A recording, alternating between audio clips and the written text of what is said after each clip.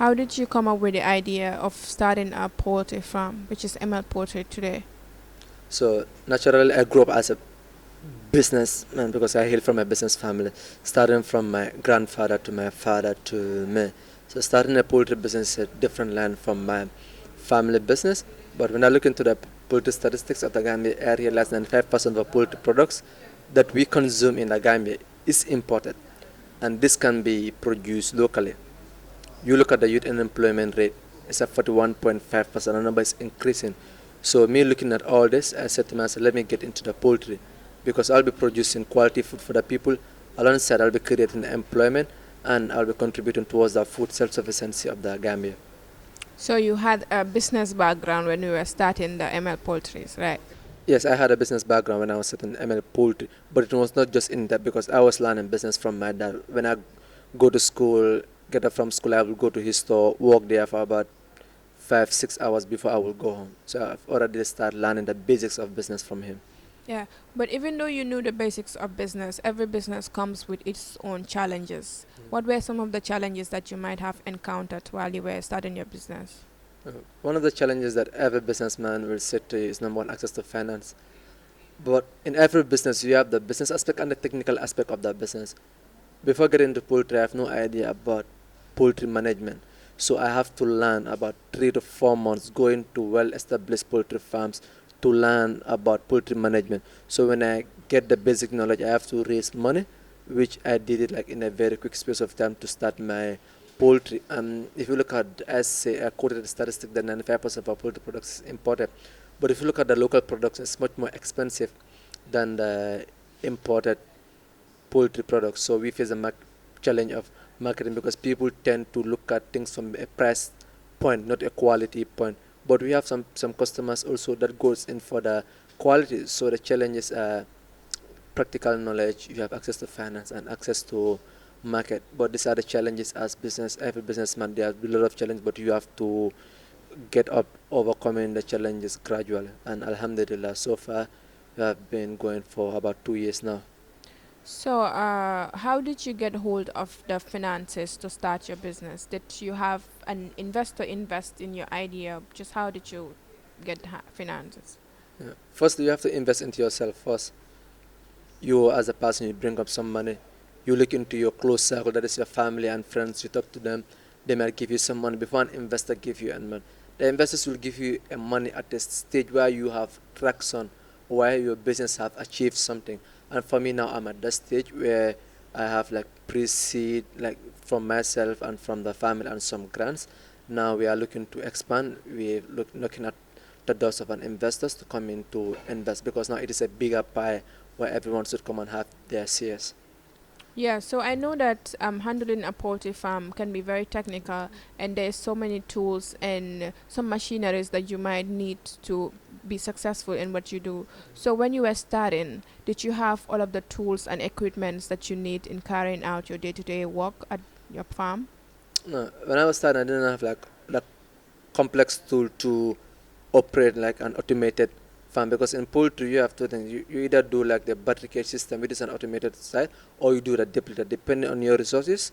So I choose to do the deplitter system, but we're planning to integrate it to the battery cage system. That is the automated system of poultry, where we'll be able to accommodate more bird and we will be doing less work because the manual system is more of the hard work. So now at the farm, what challenges do you feel like that is what you still have apart from when you started? I think now we're at the scale up stage. Like the challenges are even more than when you start because you're about to scale at a new level. You're thinking, okay, invest in all this amount of money, put in other people's money. Will the business actually work? Now we have like more prone to disease outbreak, but we also have mitigating strategies. That's our biosecurity measures for us to put in. And now as a business is growing big, you need to have like more people to for you to work with. It's not just only one man, so we need to have like a competent team. Now, finding that competent team is difficult, but these are challenges. You have to go out there, look for, scout for the best talent for you to work with, and you producing more products, so you have to go out there, do more marketing, aggressive marketing, because you're competing on a different scale. You compete on a large scale rather than on a small scale of when you started. Yeah. So last year you were one of the winners at the Tough Startup Pitching Competition. Can you tell us how that has added to your business? Yeah, Tough Startup has put my business on another whole new different level because it has validated my business, number one.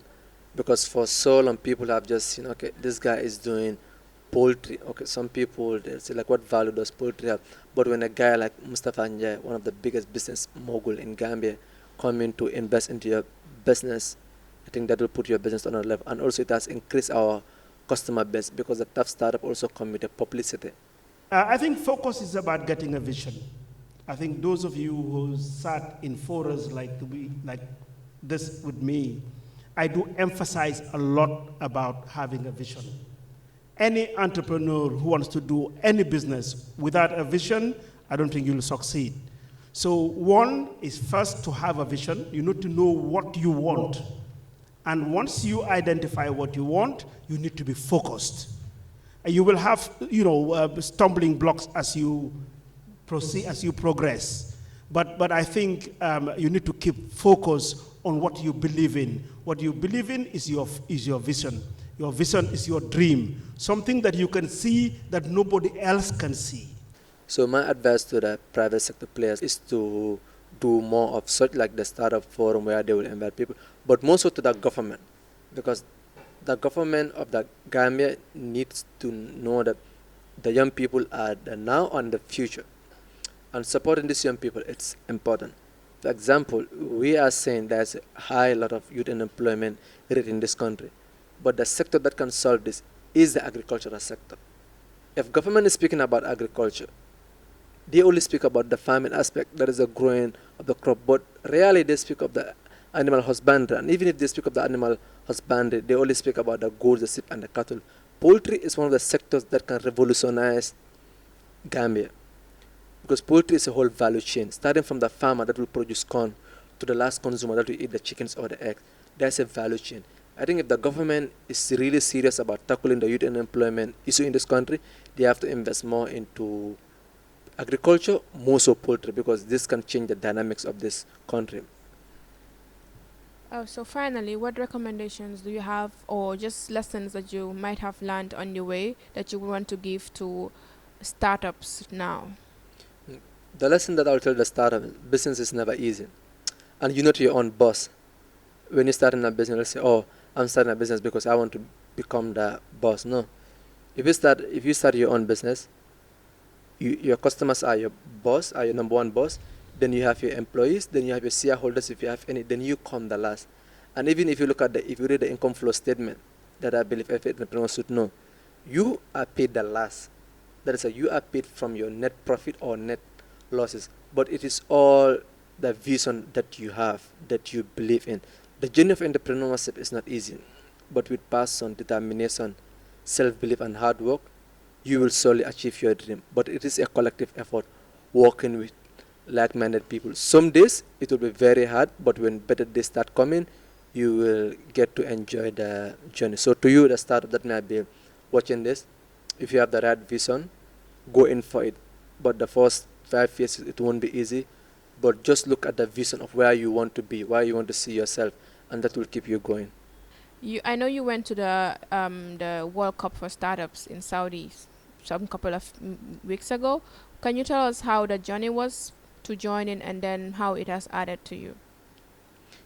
The Global Entrepreneurship World Cup is the highest level that any entrepreneur can go to right now, because this is the maiden edition of the Entrepreneurship World Cup, where over 102,000 applicants, 100 entrepreneurs are selected to go to the Entrepreneurship World Cup to pitch their ideas to world-class investors and judges.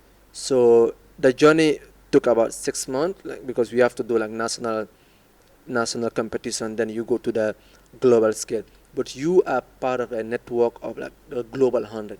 The Global 100 are the best startups all over the world, ranging from Africa to America to Asia to the Middle East and to Europe. You get to meet with this, because nowadays the world is moving. We are building a global entrepreneurship ecosystem, because if you have the network, you can actually expand your business to any of the countries. Sometimes it's not about the money that you need. You need that one contact that might introduce you to someone that might be your next big customer and that might push your business to the next level.